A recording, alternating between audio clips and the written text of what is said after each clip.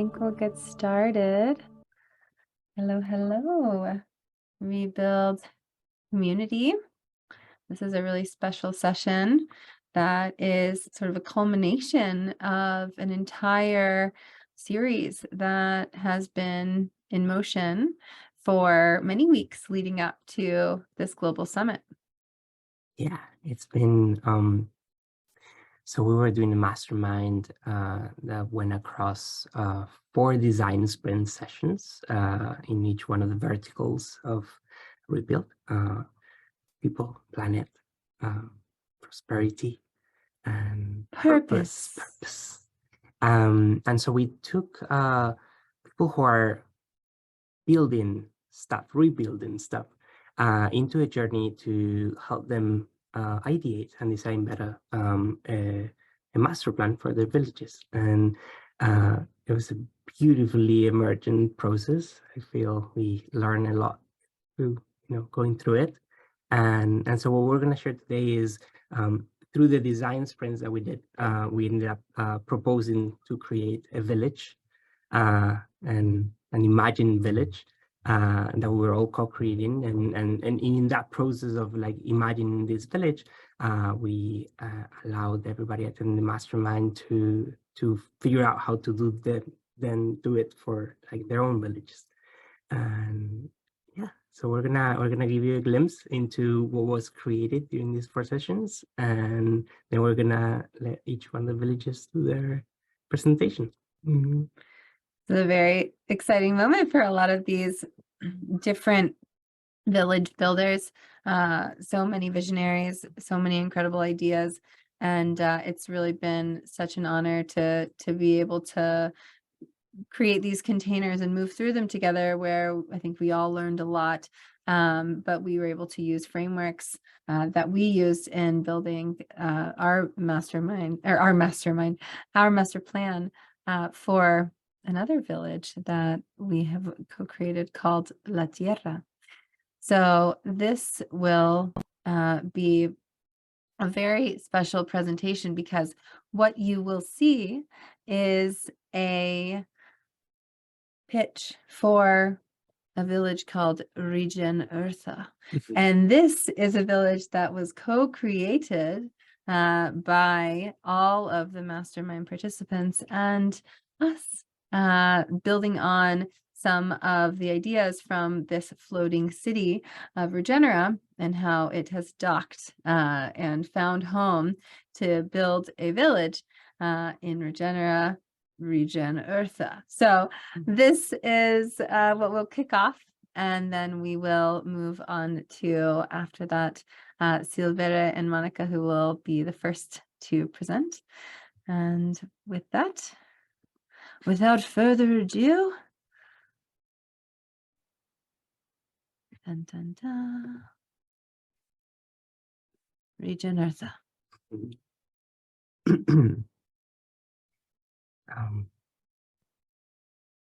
These are some of the citizens of Region Eartha, this village that has the full potency and power of the sun, in all of the systems that are embedded are completely renewable, and the citizens here are solar punk comrades welcoming you as we enter this village.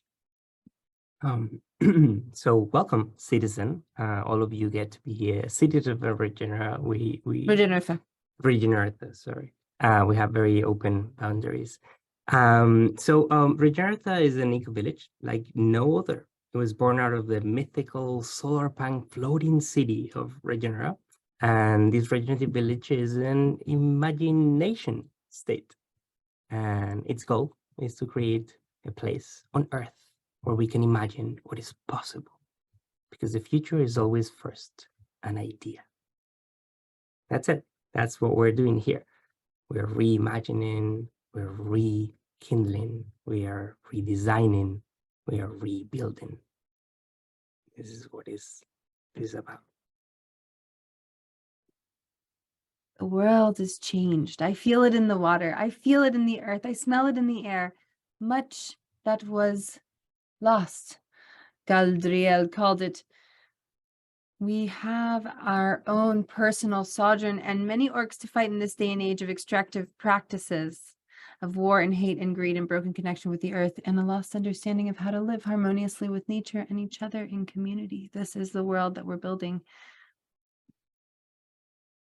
So Regenera is a call for hope, a regenerative system created by Rebuild alongside a group of incredible village builders, inspiring cosmopunkers and protopian pirates to reimagine how we live.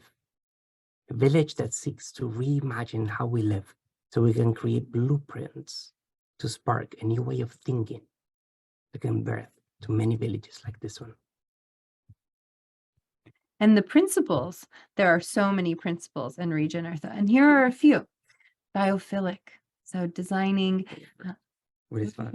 Well, I was about to say, by learning the patterns of nature and mimicking that inside of the way that we are orienting to what we're building in every facet of Regenerative. Prototyping, so testing, playing, having the space be an experiment to bring forward some of these protopian ideas. Creativity, empowering all of the citizens of Region Earth to be a part of our story and our village. Dynamic steering, abundance, humility, interbeing, 7th-generation thinking, equity and diversity. And not too serious. Not too serious. That's very important. I really love that one. Not too serious, not too serious. These are some of the core principles. And so in these biophilic and biomimetic designs that we have in the city, we will just really incorporate nature's design into everything we do. We design with and for nature. And so Regenera is designed like an organic forest. Everything in it feels alive. Everything is green. You can just grab fruits from everywhere you walk. And all systems are circular. And everything gets recycled and repurposed. Nothing goes to waste. True symbiotic relationship with each other, each part of the ecosystem. And how do we finance this village? Well, we have a fractal co-ownership model. We're really looking at building for the commons. So 50% of it is co-financed through, we're tokenizing, crowdfunding NFTs. We have about 10% of pre-sales going to rent or own through low interest refi loans. 20% will go through an impact earth fund for extraordinary projects. And 20% are state funds to regenerate the land and build affordable housing. And this is our village financing strategy. So some of the ideas that came up with the business model and it's like, how is the village gonna just like make a living? These were like some really, really brilliant ideas that came up. So for example, opening up a natural foods cafe and restaurant and a science lab for speculative investment. Also like having nature therapy retreats and within the ecosystem, we're gonna have a gifting economy and trading with other villages. And very important, Renaissance festivals. That's how we gather people and we invite them into the village to do theater and conferences and dance residencies and creativity and arts and therapy. And we can also like build an village building school, so we can teach other villages how to be more like Regenerative. And definitely art, a lot of art. Very important. So how is this all grounded in a structure? Well, the legal structure is multifold. It's like an ecosystem. We're taking an ecosystem approach. So we put the land in a land trust. We are stewards, not owners of the land. And this is something that's very important for all future generations. So that's why we are making sure in this village to put the land in a land trust. The earth has voting rights at our table. So on the board, all come together, the earth has a right to vote. There's a sharing economy, and ownership is earned through time, through active contribution that improves the village. The business is handled by a private, separate entity, and the community-owned parts, there is a B Corp, governance board, and a community DAO, and universal basic income for all villagers. Anything else you want to add? Oh, I think that's delightful, and I can't wait to give all our villagers their basic incomes and they can focus on doing work. And create more visions for the regenerative world we all know is possible. And so the way in which governance is gonna work in Regenerative is through circles. We're gonna use sociocracy and a little bit of holacracy, definitely with a lot of transparency and integrity and man-made laws that are close or as close as possible to natural laws. We are definitely having in our governance bylaws governing for the we. And so everything will be council-based and very decentralized and very inclusive. This is a duocracy. So what do culture and rituals look like? Well, we are in tune with the seasons. So we celebrate solstice and equinox. We have sacred moments for harvest and planting time. We make sure to take time and have rites of passages together as a community and initiation ceremonies to those who come. We have moon rituals. We spend time being embodied in our living library of shared rituals and meaning making.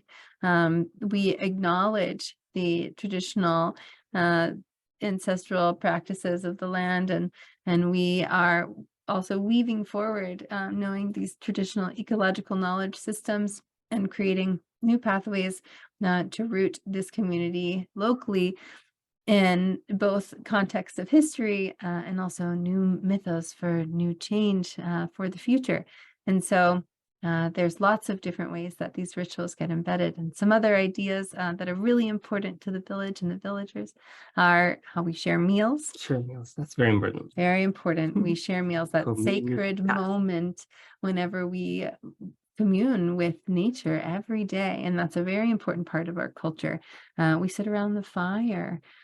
We have a myriad of other very special moments that we share together, and we continue to perpetuate culture. And as we build culture together and these rituals, then our behaviors in turn return the favor.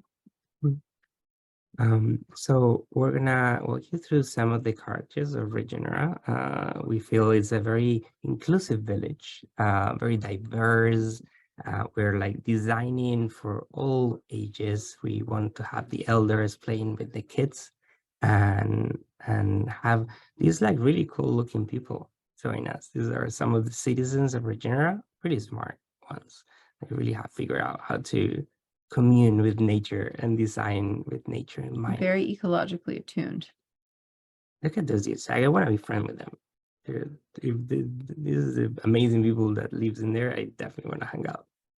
They're so cute.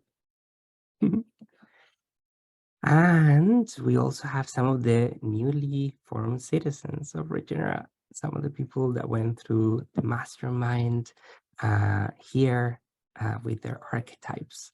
The explorer, the artist, the trickster, the weaver, the futurist. These are some of the amazing humans that made or are going to make this village possible. Some of which you will hear in just a little while. And so how does living in Regenerative is a mouthful. It's a mouthful, yes. And so how does it feel to live in there? Describe a day. Well, you are walking around and the pathways help connect you to different parts of the village. And the pathways are designed in a way that really are friendly to walking barefoot. There's lots of that because we're making sure it's good experience design. I mean, you really want to connect with the earth. And there's all of these little treasure boxes found all over the land, different invitations to connect with ourselves, each other, and nature. There's an open library, and there's a resident troubadour storyteller. And sometimes that resident troubadour storyteller invites you to be the resident troubadour storyteller, and then you may become the resident troubadour storyteller, which is an important part of participating in that part of your story. There's a river. People bathe and spend time outside. We have so many biodiverse medicinal plants and food forests, and it becomes a favorite destination for alchemists worldwide. Um, What else? What else? Well, we also grow, collect, and cook and eat together. That's very important. That's 3 times a day we eat food, and that is 3 times a day that we get a chance to connect directly with nature and just remember where those elements are coming from. Of course, in regenerative, food is abundant, and you can grab a fruit from anywhere. Like wherever you walk, you will be able to just grab beautiful fruits. We also have a rave cave with a 24/7 party. That was a request of some of our citizens. They wanted to really bang it. But that also is in direct contrast with the observatory, in which you can watch the stars and dream big and connect with our ancestors. One of the things that I really love about regenerative is that citizens always stop what they're doing to welcome newcomers. Like always, they would take a moment, be present, and really welcome the people that are coming into our wonderful world. This is why the art is capitalized in regenerative. The art is at the heart of all the things that we do, and that awareness and intention for the presence that is required to really settle and ground into place. That is an art, and that is a super beautiful and important part of what it's like to live in regenerative. And so say hello to some of your fellow citizens, and hopefully we'll be able to manifest this vision into reality so we can inspire many other villages like the ones that you're about to see and that are about to just show you the amazing things that they're creating in this world. Yay! Bravo! And next up we have Silvera and Monica. Wonderful. Nico and Roxy, just to confirm, we have 10 minutes of presentation and then 5 minutes Q&A. Is that right? We're gonna do a little shorter.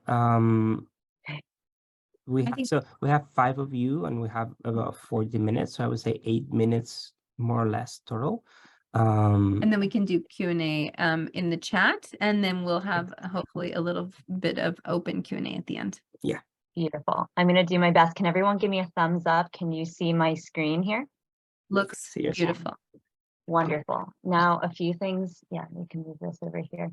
Just want to acknowledge that our 5.5-month-old is asleep right behind us. So at some point, if Silver steps out, it's because he's waking. Also, Silver has given me consent to be the main presenter today, since English is not his native language. So let me first introduce myself. Hello, everyone. My name is Monica. My name is Silver. And we are the co-founders of Ridgeway Village. Now, I'm going to do my best in 8 minutes time to tell you a little bit about who we are, where we've been, what we have done, and where we are going. So Ridgeway Village is a family-centered regenerative community that supports residents and visitors in deepening their artistic and spiritual expressions through communion with the earth. Perhaps you're asking, how did we arrive here? Well, in December 2016, Silver and I first met on a dance floor in Guatemala. And as 2 practitioners of contact improvisation, our connection was felt pretty instantly with shared passion and joy.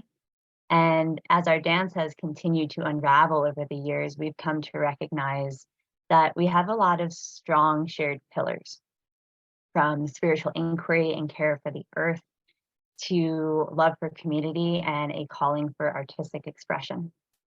I found this important to share with you because these pillars make up the foundation of our mission. Hang tight, I'll tell you more soon. Now, after many years of co-woven wanderlust and continual annual seasons of coming back to Lake Atitlan, predominantly to practice here with our teachers. This is the Jisheng Taishi Monastery on Lago Atitlan. We returned here in September 2019 with the intention of training with our teachers full time. But like many things, the doors of the monasteries closed with COVID. Despite that, our spiritual community did lead us to plant deep roots here in Lago Atitlan. And now we're embarking on our greatest adventure yet. We're stewarding this precious piece of earth that I'm very excited to tell you about in just a moment, while raising this incredible creature, our son, Amael, in the tranquility of nature. And we felt it important to include Amael in our story as founders, because it was really the birth of our son that crystallized our desire for this vision. We had already moved onto the land. We weren't quite sure what it would be other than us acting out our love for stewardship and connection with nature. But with the arrival of Amael, we've seen the importance of living in village to create a place where children and families and residents of all stages of life can thrive together with connection to self, with others, and the earth. So it's with this vision that we hope to actualize, not only for the benefit of our family, but all who choose to join us and beyond. Now, our vision for Wu-wei Village is built upon the foundation of 4 pillars. So with earth, we are committed to being responsible land stewards, working to regenerate the earth. Tending the land inspires harmony, connection, and abundance. Community. It's through collective collaboration that wellness, celebration, and culture can blossom. Art. We hold a welcoming and inspiring container for artists to deepen their craft and expressions, all while learning from each other and cultivating a culture of creativity. And of course, spirituality. So we hope that through a culture of shared daily practice, proper guidance from our teachers, and interfaith acceptance, we can foster a home where residents and guests can really answer this call for spiritual growth and investigation. Now we're located in this beautiful place, Lago Atitlan. Now Wu-wei Village is made up of 1.5 hectares in the lush Valley of Sunana, also known as the Valley of Hummingbirds. It's a small town nestled on the shores of Lago Atitlan, located in the Mayan highlands of the Sierra Madre mountain range in southwest Guatemala. Now, Sunana is home to the Quechua people, one of the indigenous Maya people of the Midwestern highlands in Guatemala. It also happens to be the touristical gem of the country, both for its natural beauty and this rich indigenous Mayan culture. Sunana is one of many villages on the lake that has a growing expat community made up of international travelers, artists, healers, dancers, permaculturists, herbalists, all types of movers and shakers. So it's really quite this interesting place of cultural meeting place and fusion. And Guatemala is known as La Tierra de la Eterna Primavera, or the land of eternal spring. So we have quite beautiful weather year round. Now we'd love to talk a little bit about what we've done so far. So as mentioned, we've purchased everything so far with our own funds, 1.5 hectares of mature forest lands, populated predominantly by coffee, old growth oaks, and aguacate trees. The land features fertile soils and abundant rivers that flow year round. We employ 4 full-time workers who are actively developing the project. And more than 100 trees have been planted so far, a third of which are fruit trees. Oh, sorry, skipped one.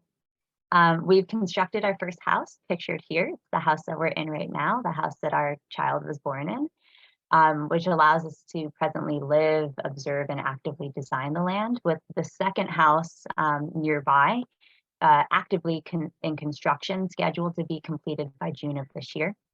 We're creating our commons, the path, the stairs, the stone terraces, and garden beds. places for seeds to be literally planted and figuratively. And we're almost complete in implementing an outdoor common space of 250 meter squares for campfires, where our communal kitchen will be, our playground, our place to come together in connection. And we've set up a river-fed water collection system with filtration that's distributed out on the majority of the land. This feels really important because clean drinking water is a real challenge here on the lake. We've also launched Ridgeway Farm, which is our farm brand, launched this past January 2022. And under this, we're currently selling microgreens, but we also hope to be able to funnel farm value-added products into it in the future as our gardens prosper and grow. And really importantly, we've created the Ridgeway Village legal structure and holding. So this allows us to sell shares to prospective investors to actually finance this project. We're designing the plans to construct 15 additional houses to house 25 to 35 residents and guests. So we'll be on the smaller side or scale of things. We hope to expand the land to an additional 2.5 additional hectares. And we'll be building a campsite to receive transient visitors and volunteers as well. A big central part to our design, we are presently designing a shala, where of course we'll have our daily practice. We hope to host retreats and trainings, ceremonies, and of course a place for artistic exploration to take place. We're designing and implementing an operational farm, and of course we're going to continue to plant trees in our vision of just being surrounded by an abundant food forest. I'm going to skip some of these points for the sake of time. Something we're working on presently. So in addition to our ongoing land development, we're presently creating our digital branding strategy. So what you see here is the draft of our logo. We're hoping to have it solidified within the next 2 weeks. So we're working with artists and designers to help us be clear on our brand colors, our social media templates, and we're presently working on a website. Our Instagram is presently an empty shell, but I invite you to follow us at the handle @Ridgeway_village. I do hope to be sharing our adventure there, so if you want to follow along with our progress.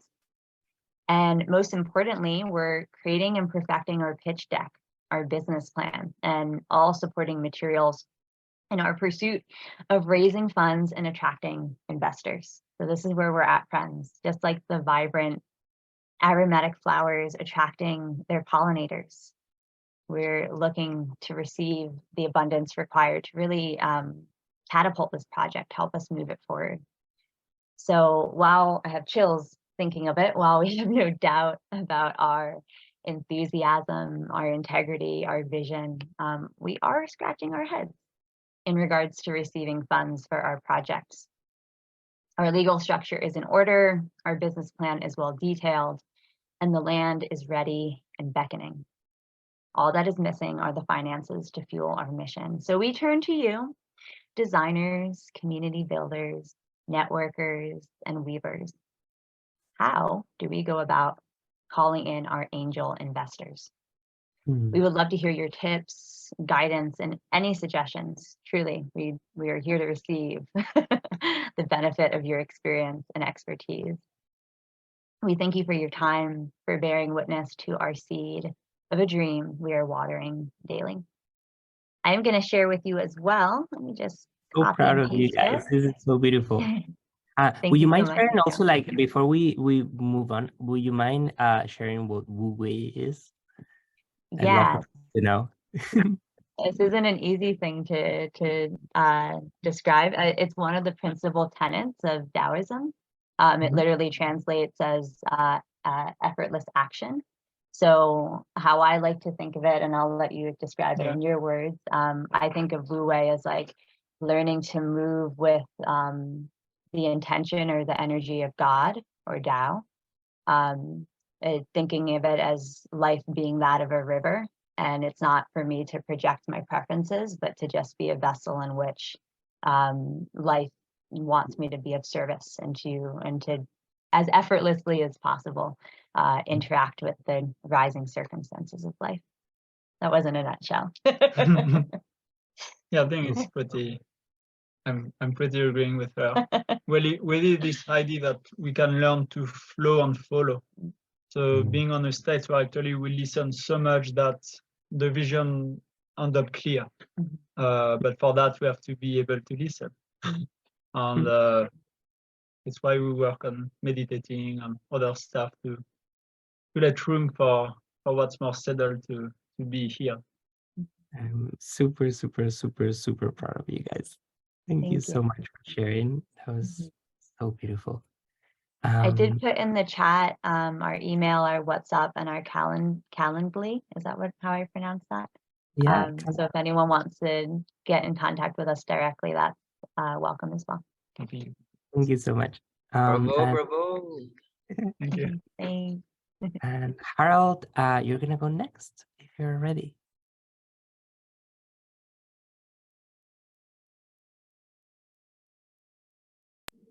Okay, now we have a sound. We have a little bit of an echo. I'm not sure if you're.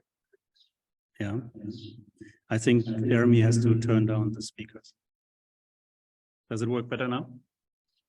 It's a little. Yes, okay. I speak a little bit louder so that the room can also hear me maybe. Okay, can you see my slides? Yes, okay, cool. So I want to invite you to join me to a trip to Arcadia.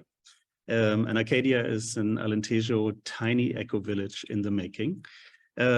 Just 1 second about me. So I'm more like a regenerative futurist. I've been in digital the last probably 3 decades. When the internet was born, I was already there. And now when everybody's excited about AI, the next waves, I'm more trying to get inward and see of the communities I've built to see how can I build and bring these, futuristic people from the, default world and see how can we invite them to our regenerative futures together.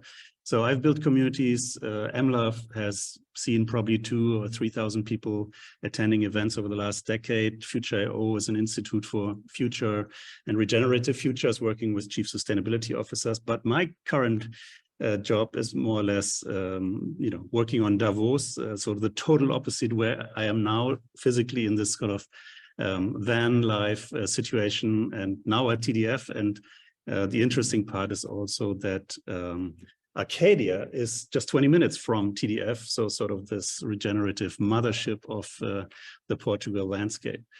So I invite you to follow me on this dream where the first sketch I think I made somehow in 2010, somewhere around that time. So following this dream and also make it into a new practice. So come into practice pretty soon. Everything is in motion, but it obviously starts with a dream and in this dreamy landscape we're in. The pictures you see is from the land and just spending the last couple of weeks in this unspoiled nature or the spring in Alentejo is so different from maybe pictures or visits you have from the summer. So this is just a amazing time to be here. It's a magical land.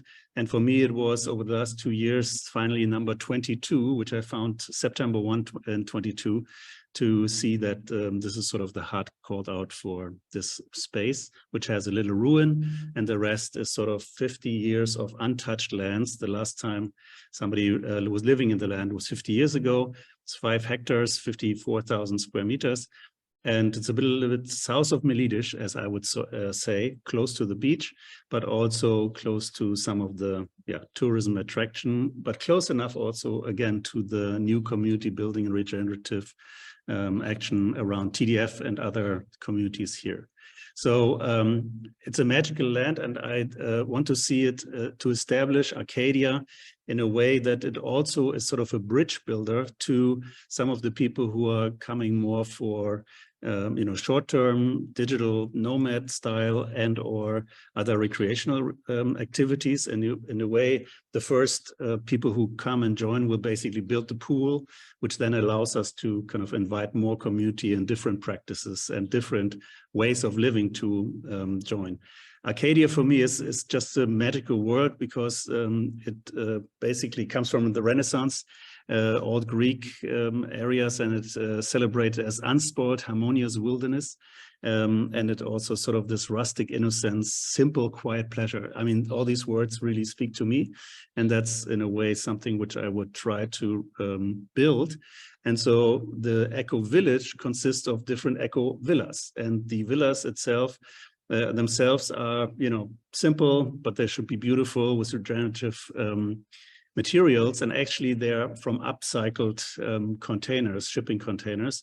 We have a co-working space in Hamburg from 33 shipping containers, and half of them will be brought here. And then in the end, they will look more like the big picture here on the right. So you don't see what's the material inside, but I don't want to, we want to, let's say, conserve materials as much as possible to make it more recycled economy way, and local clay materials, cork, and simple furniture, but also have a premium natural feel so that people basically feel home and can get a touch of the nature, but feel that, you know, they feel still home and are connected.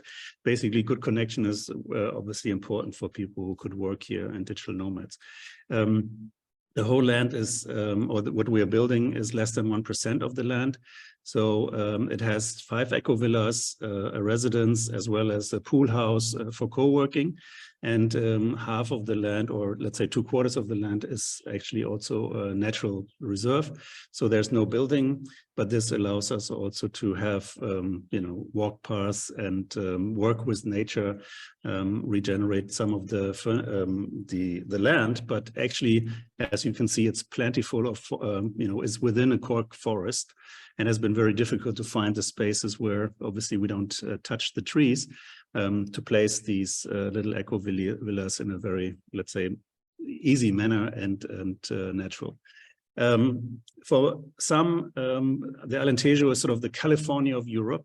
You not only have this sort of roaring Atlantic and the beautiful coast, but you have literally the bridge, which reminds people of San Francisco, and the region around Comporta and Milides is seeing a lot of uptake in you know, visitors from especially the US and other locations, and they call it the Hamptons of Europe, or other ways. So it's a very let's say, inspiring era, but also for me, this kind of, as I said, is sort of a building bridges between, you know, the countryside and the ideas and visions we have. But the more you are, you know, from a city, sometimes you need some kind of first steps to get into this. And that's how I would see ourselves positioned here.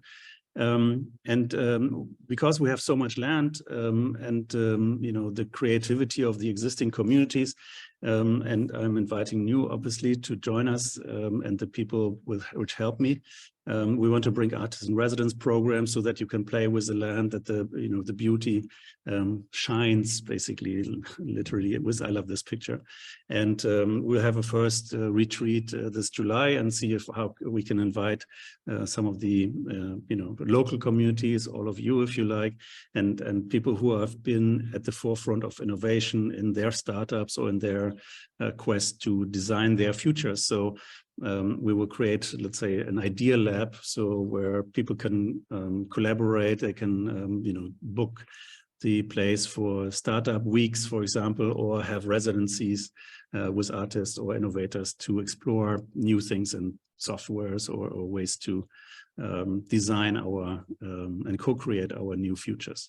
So I invite you to join this community, join the beautiful minds that I have collected over the past decades, and you know, reaching out to new generations, new future builders like you is really an honor. I've been following and participating in the Rebuild events here since the last 2 years, and I'm really feeling home in this community.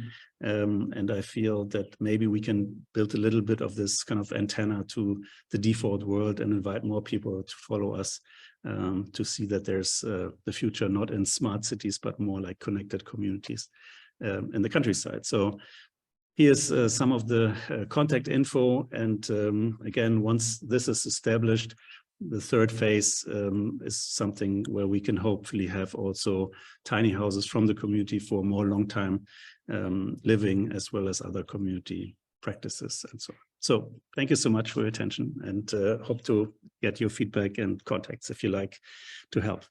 Thank you. Bravo. Thank you, Harold. Incredible. Wow. This is amazing. Oh, so much celebration happening in the chat. Thank you for sharing this vision and distilling it and inviting us in. There's such a clear vision and so many ways that people can be a part of it. So thank you, thank you, thank you. We will have more follow-up in the chat, and we will hand it over. We'll pass the digital baton. You can throw it across to Daniel Morningstar. There we go. I'm unmuted. Can everybody hear me? Yeah. You sound great. Great. Awesome. Hi, my name is Daniel. I'm just going to jump into this because really not too much time for this. So let me share my screen. Share. So.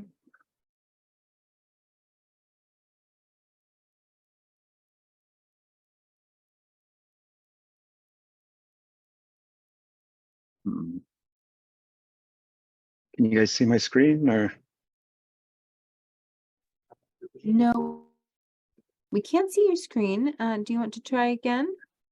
Yeah, it said something about I have to restart Zoom, so maybe somebody else can go and I can restart. Oh, you'll exit and come back in? Yeah, I'll come back in. Yeah. Okay, sounds good. No problem. Okay. All right. These things happen. Yeah. Thank you, Daniel. We'll see you in just a moment. And in the meantime, we will welcome our next village to share and present if they are ready.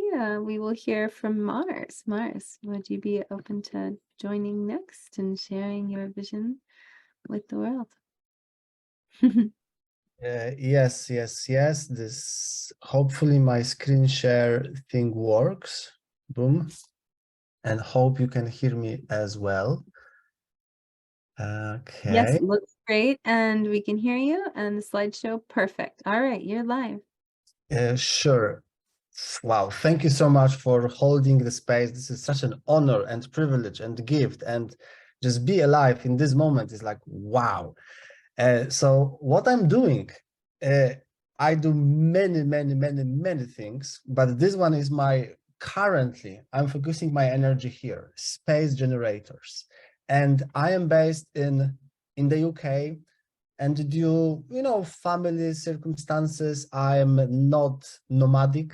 I actually have my base in London. And what space generators is doing is repurposing empty buildings. Of course, I would love to be in nature, connected with the environment, but ultimately, when you look at the trends in the society, what is the urban population, what is the rural population?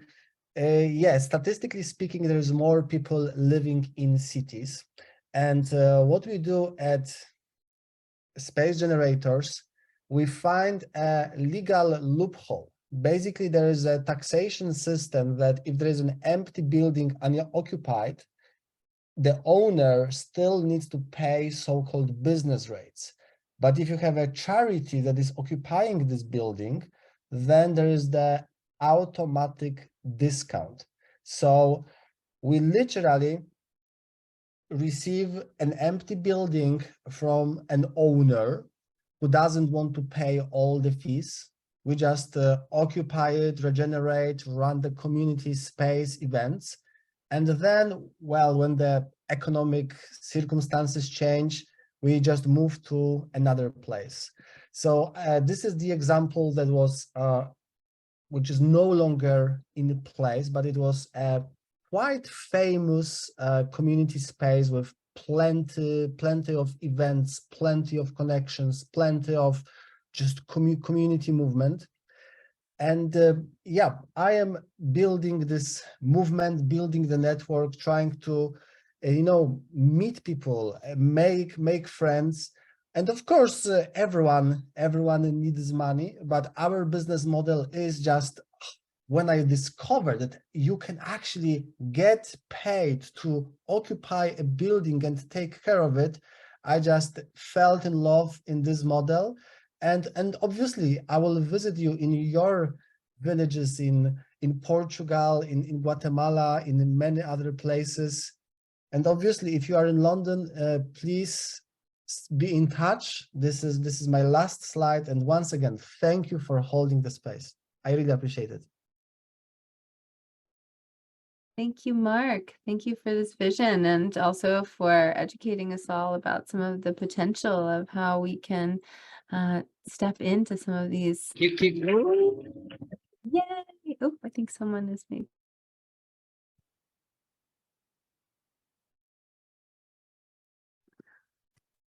Bravo. Okay. Thank you, thank you, thank you. Please follow up with Mars's presentation in the chat. And if you don't mind, Mars, put in some of your contact links as well. Perfect, amazing, well done. Brilliant. Okay, Daniel, we can see your slides. So the floor is yours. Awesome. Great to see you all. Thanks for taking the time, and thanks for holding the space. Also, thanks for opening this up for everybody. I'm going to present my village, Oriki.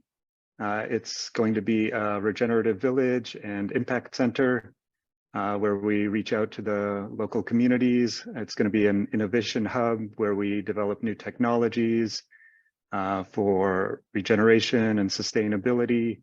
We're going to have a community incubator where we help launch other new communities, and it's mainly going to be a school of the future where we educate future generations and the leaders of tomorrow.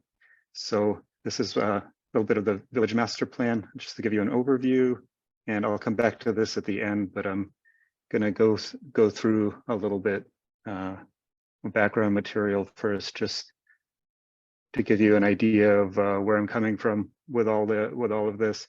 So just on the name, Oriki is a form of oral praise poetry from the Yoruba people in Western Africa. And basically what it is they name their children with these beautiful names like Ajani, Adigun, Oyoka, which mean like valuable and cherished son, the perfect one who causes joy, and Ajoke, meant to be taken care of by all.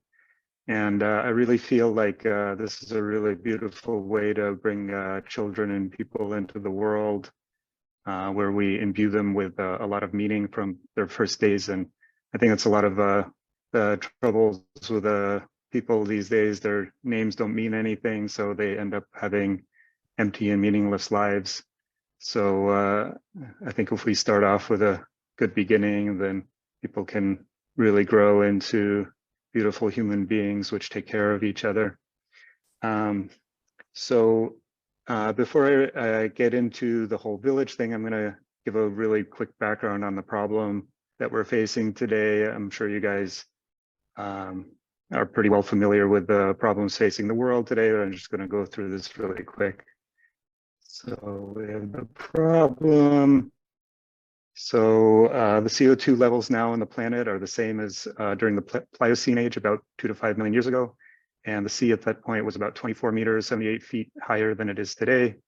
And I pulled up some maps of what the Earth looks like with a 24-meter sea rise. So this is Northern Europe. You can see most of Denmark and most of the German coast is North German coast is underwater, including all of these fine cities like Berlin, Hamburg, Amsterdam, Hague, Brussels, Copenhagen, Oslo, Liverpool, Manchester, Dublin, and Belfast. This is the Black Sea and the Caspian Sea area. So this is where all the fighting is happening these days. It's the weird people are fighting over territory that's going to be underwater soon. And this is the Caspian Sea, which is expanded about 700 kilometers to the north. This is North America, the US, and you can see the entire state of Florida is underwater. And also, of course, New York City and most of the eastern seaboard and Louisiana as well. This is China with a much expanded inland sea. This is California with San Francisco, Oakland, Los Angeles, and this is Sacramento here, and giant lake in the middle of the state. So about 1 million species are facing extinction. And we're currently losing about 12 million hectares of land every year to desertification. So if you add up Denmark, Netherlands, and Belgium, that makes just under 12 million. That's happening every year these days. The wildlife population has dropped about 60% in the last 40 years. And when the sea level rises, about 200 million people are going to be displaced. And that could happen within about 20 years. We're going to be seeing a lot more of that. And scientists estimate that climate change could be irreversible by the year 2030. So looking at some of the causes of these problems, these 3,000 of these folks control about 50% of the world's money and also produce about half of the world's CO2 levels with their extravagant lifestyles and so on. And also kind of looking a little deeper at some of the problems we have is about 80% of Russia's natural gas reserves and 20% of its oil are in the Arctic. And so Russia is currently building a series of giant megaports along their northern sea route and a giant fleet of icebreakers, nuclear icebreakers, and basically counting on the fact that the ice caps are going to melt. So this guy probably thinks global warming is a good idea. So what can we do about all this? Yeah, it's pretty difficult to face. It was pretty difficult making this presentation. It was pretty heavy. So yeah, what can we do about this? So first thing really want to acknowledge is that we have a war to fight. Like this is no joke. Like we have entire resources of Russia and Putin and all these people against us. So we have a pretty big battle ahead of us. And and if we're going to fight a war, we need to build an army. We need a lot of people, and we need a lot of resources, and so on. And we need to move a lot of energy, but not this kind of army. Not with guns and everything. Maybe more like these people planting regenerative forests and making the land better again. So yeah, let's do a little bit of math here. So in Rebuild, I looked at the Discord server. We have about 413 people currently. And let's say the global population is about 8 billion. So we're about 7,999,000,000 people short. So we need to do a little bit of expansion here. So how do you build an army? So the first thing you do when you build an army is you need to recruit people. You need to get people in the door.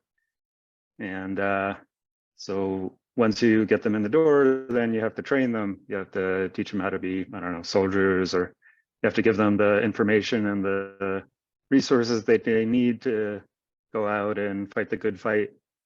And this slide is actually really key in the presentation. This is Notre Dame College in the US. And I'll get to a little later, but the Oriki village is really going to be run more as like a college campus than just a residential village where people live. It's going to be really an education center and a training center for people to come and learn. So a recruitment, training, and then once you have all that, then you rinse and repeat, and you expand all this. So gonna dive it into the three pieces a little more detailed. So recruitment, music festivals, and conferences. So inviting people onto our land, having big festivals with, I don't know, 5,000, 10,000 people come in and see the vision, and bring in people that are kind of living a basic normal life and looking for something new, looking to expand their box and come out. And it's funny, a lot of these things are a little similar from Nico and Roxy's presentation. I swear I didn't see your presentation before I made this. So let's see. We're also going to have a full-time media and PR team, YouTube channel, maybe even a cable channel, make other publications, and really put our message out there in the world. Like, this is how people learn about us and learn about our mission and learn about the regenerative movement. I feel there's like a real lack of marketing in our movement. So we really need to get the message out there. So also to bring people onto the land, there's going to be a series of on-site attractions. Like this is a observation tower in Denmark. It's about 150,000 visitors a year. So if we build something really cool, people are going to come and want to see it. Also, we could have things like solar-powered hot tubs or hot springs, and obviously people love to come and visit those. So great for us as well. 5-star farm-to-table dining, also up Nico's alley, I'm sure. So on the training, here's the training part of things. Let's see, I have a different slide. I had to get it up here. Where'd it go? There we go. So this is the kind of village overview, village master plan, and these are the different departments of the school that we're going to be running. So we have Martin Luther King Leadership Institute. We have Bill Mollison Permaculture School. I know it's a bit controversial, so maybe we can pick somebody else. We have a community incubator based on what the work Tamara is doing. We have a crypto research institute and a school of finance. We have a school of architecture. Günter Dwasser is my personal favorite architect. If you've never heard of him, he's amazing, really beautiful stuff. We have a philanthropy department. We have a technology hub and startup incubator. We have a school of education and children's education center. We have a residential village. This is obviously in the middle. This is where the residents live. We have a social justice institute. We have the Charles Eisenstein School of Economics. We have Buckminster Fuller Innovation Lab. Let me move this thing, hold on.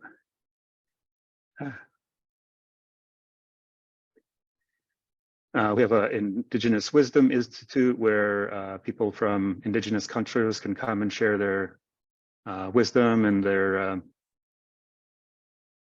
traditions from thousands of years. We have a meditation center, a Thich Nhat Hanh Meditation Center. We have vertical farming. We have the Terence McKenna Psychedelic Research Institute, which is very important. I'm sure everybody's going to enjoy that. This is our communication department. And of course, we have the hot tubs, which everybody's going to enjoy. Let's see.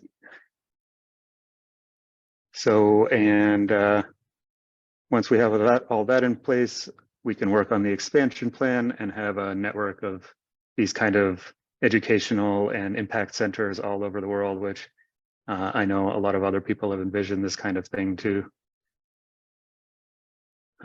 So just a couple quick questions that come up when I share this with a couple people. So why not just do this online? We could just have educational programs and training online. And I figure, you know, we all want to live together anyway. We want to have a village together. So why not make it a village with a purpose where we're actually doing something together and working on a common plan to make the world a better place?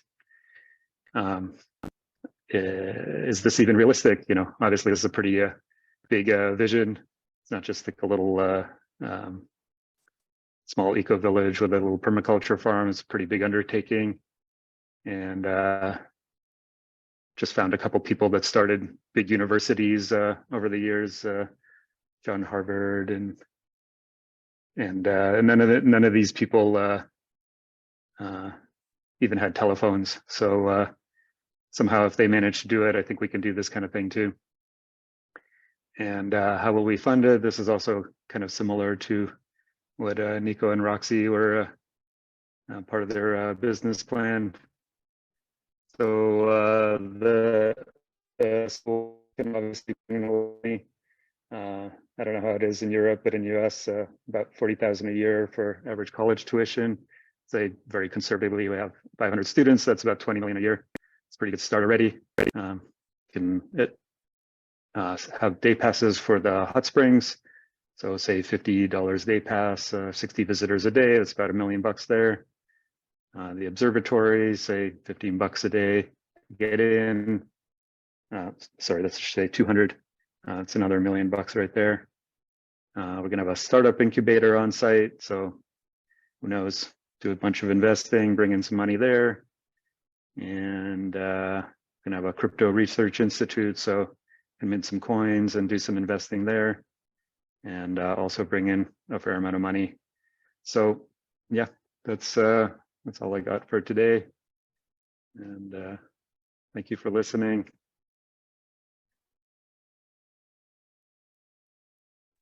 Thank you, Daniel. Bravo. Yes. What a comprehensive vision. Mobilize humanity towards making it more visible, all the work that we're doing, and helping to spread it to the minds and hearts of so many through education and collective action. Thank you for the depth and this amazing site. If you could share the website in the chat, that would be super great. Yeah, I'll share the link to the master plan. It's just this this picture with the description of the different schools, and I don't have a link there to the slide deck, but I'll put it in there Great. in a little bit after the presentation. Cool. Thank you so much, everybody. Thank you. Thank you. This obviously took a lot of care. You and all of the other speakers. This has been incredible. Yeah, it's been so much fun doing this. I had such a blast putting this together. I mean, I learned a lot of fun facts too that you brought up. It was really magnificent. Thank you. Thank you. And, you know, we realized we had one other person who isn't here, Unai. So maybe what we will do is open up the floor. I'll bring up our previous panelists, village builders. And if any of you have any questions or reflections for these visionaries, now is a great time to share.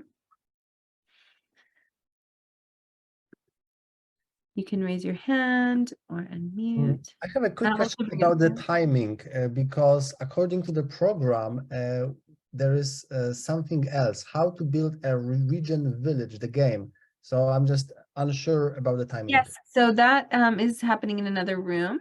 We shifted things so that you all could have a little bit of time to get some feedback if anyone wanted to share. And this also can go both ways if you have any questions for the audience. So, superpower, bring in the cute baby to win everyone over. Genius. Yes, thank you. It's so cute. All right. Look at the square. I mean, look at all of these magnificent humans here cheering all of your visions on. We tried to do a ball pit tonight in the room we were at, and we failed miserably, and there were balls everywhere. Yep, that's real. Oh, Joshua, you have your hand raised. Would you like to ask or share your thoughts? Some sharing reflections. Thank you, everybody. Such beautiful presentations, and just feeling the diversity and the different energy from each of you and the superpowers that you bring. That was just really inspiring to see. And thank you all for the time and energy that you put into this.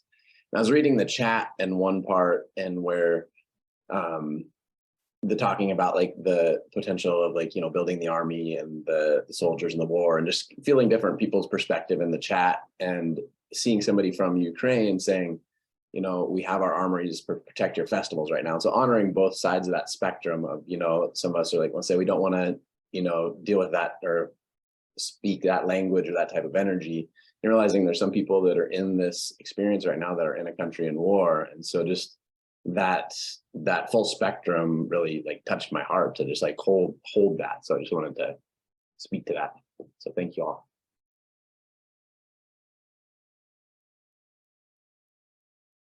Thank you, Joshua, for such a thought-provoking response and reflection. Really grateful that you were also able to honor some of what was coming up in the collective experience and group here. And also just want to give a warm welcome and celebration to our friends who are in Ukraine. This is a very real live thing that we're all moving through as humanity. So this is a very special moment. Thank you so much. And yes, echoing what Joshua said, so much care and thought has come into this. Jeremy, it looks like you have a question. Can you hear me? Yeah. I'm so in love when I see the kind of passion that goes into imagining a new village, a new space. And I love the fact that the mastermind is growing to help support so many new villages. So I just want to honor the passion, the energy, the thought, the love that's gone into this, and recognize that these are pioneers, and it's hard. And it's hard to be the pioneer and to take that step and to decide that this is going to be a life path. It's true dedication. It's a vocation. So I want to recognize that in these beautiful people up on stage and say, thank you for that. You know, for that joy you're going to bring to the world, but also these spaces that you're bringing to light through your hearts. So I want to honor that and just say that it was amazing and beautiful to see. And I'm so happy for Roxy and Nico hosting these masterminds to create this energy for new projects to come to life. And while we've got existing ones, new ones, this is what Rebuild is about. It's about the imagination of the new as well as the existing. So thank you, thank you, thank you. Yeah, I I want to send like eternal gratitude to you, Jeremy and Annie. Both of you have been like really holding all this together, and I'm so thankful to have you as co-founders of Rebuild. Really appreciate it. And to Rebuild also, Jeremy and Ani and the rest of the team for seeing the importance of this mastermind. You know, like you were saying, it takes such courage to steward new visions into the world. And the reason that we all came together to co-design Regenerative was so that we had an imaginary village to play with and to see how we could co-create. And so you can see how that process and that exercise hopefully was very helpful, but it was brilliant to witness and give space to all of you and all of your visions. And thank you for saying yes and having the courage to bring those visions forward today. May they be like a prayer for the world. And we can't wait to see them take root in the minds and hearts of your communities all around the world. Yay! Super inspired. Oh, tears. It was a real one. So fun. Maybe to just wrap this up, maybe if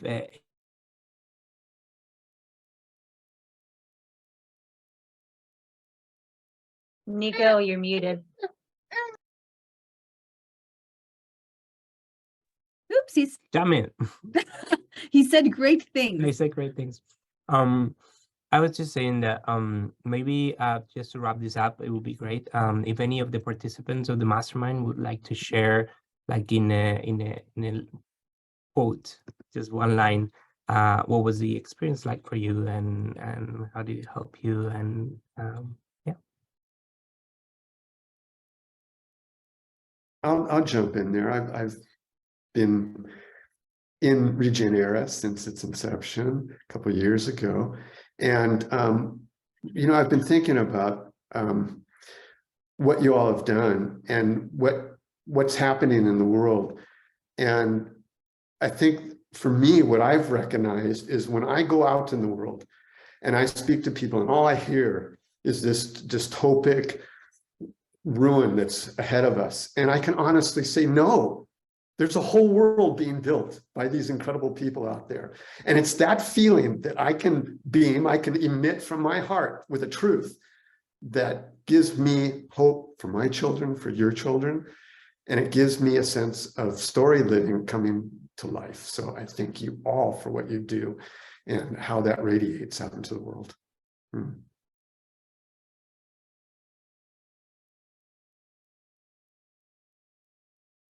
Thank you, Mark. That was beautiful.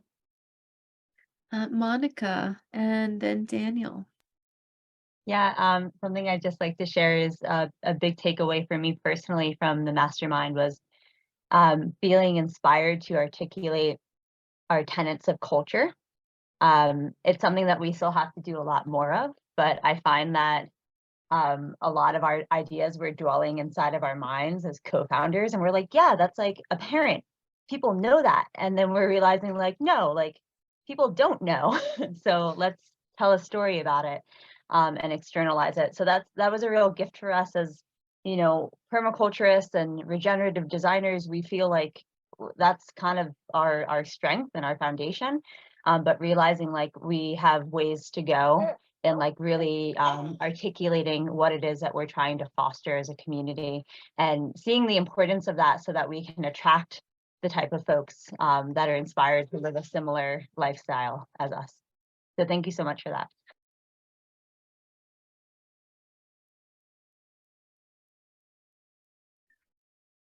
Yeah, I'll just echo that. It's just my experience of the mastermind was just, it just made me feel so empowered and enabled in what I'm doing and living my own life. Like I spend so much just kind of, like Monica said, like in my own head and just having these ideas off in my own little box and just meeting other people that were thinking this way. Because most people don't. Most people are just like, oh, I just want to like go out for dinner and go party or whatever, or just you know, live my life and work. And they're not thinking about like, hey, we got to save the world here, and we got to get together and create something beautiful for humanity, and we got to really all band together and do this. So really, really thank you. It's really inspired me and really empowered me to go forth and make things happen.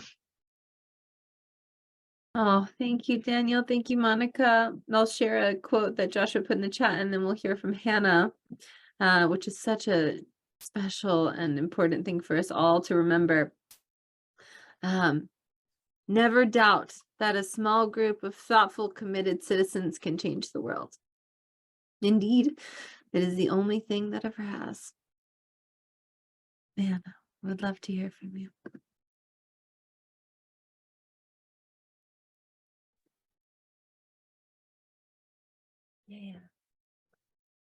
Yeah, I'm super grateful for being a part of this incredible team of visionaries and doers and teachers and magicians. And my experience was like at first it felt that it's so much information, so much love, so much work that you put into it. And I felt like I was showered with all this knowledge and huge, tremendous thoughts that were somehow organized, really beautifully organized. Like for me, it was empowering in the way that like I'm a dreamer, and I thought of like maybe we could have an observatory in our village.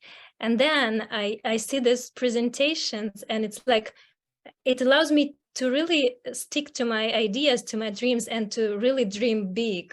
So that's not only my you know, wicked dreams to have an observatory in the village, but it's something like normal to dream about such things, especially in the times of like when my country is at war. And I really feel like it's not the right time to dream about things like this, but thanks to you guys and to the community and for all your courage and your ideas that you shared. It allowed me to really feel that I'm on the right way, and I have the right to dream, and I have the right to dream big. And thank you so much. Thank you, Hannah. Thank you for sharing that. Yeah, it is such a courageous act in times of the greatest struggle for us to dream, and for us to dream together, and to create and nurture and hold these spaces sacred, that we come together and dream together and dream our way out of some of the mess and detangle it with care. Recently, a friend of mine said something that was to the effect of, we don't need to burn the door down if we're standing in the living room. And I think that we're standing in the living room together, and we can, rage against oppressive systems of power while being in a community of care and mutual support. And I think that's what we're doing. And may we all have those observatories, looking forward, looking to the stars, and to the past and to the future, and to the world that we all know is possible, where we live in sacred relationship with the seasons and the cycles. Yeah. You want to share any final thoughts? I'm just incredibly thankful for all of you guys. It's been such a delightful experience to have you there co-creating with us. And yeah, very, very thankful for receiving the invitation and coming to play with us. This is how we rebuild. This is how we rebuild. Oh, Jeremy, do you want to share any final reflections? Yeah, we've gathered the votes from our TDF crew here, which I can't reveal, but shall I set up a poll for the others? How would you like to do the voting? So if you know how to set up a poll, we can kind of frame, so everyone knows. I think that sounds like a great idea, Jeremy. So everyone knows, all of the mastermind participants who presented are being kind of given the opportunity to have some funding directed towards their work and different kinds of support.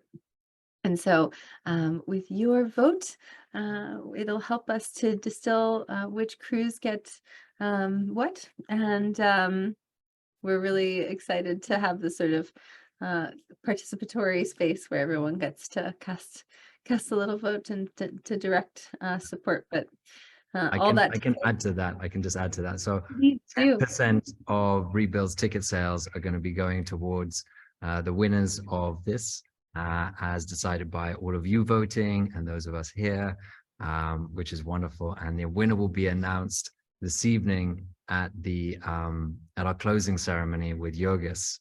And so we hope we can invite you up on stage and share that with you. And it's our way of being able to keep the cycle going, planting new seeds and seeing new projects come to life, and help in the only way we can, which is our support of love and resources and yeah, all these gifts that we can do to make these things come alive.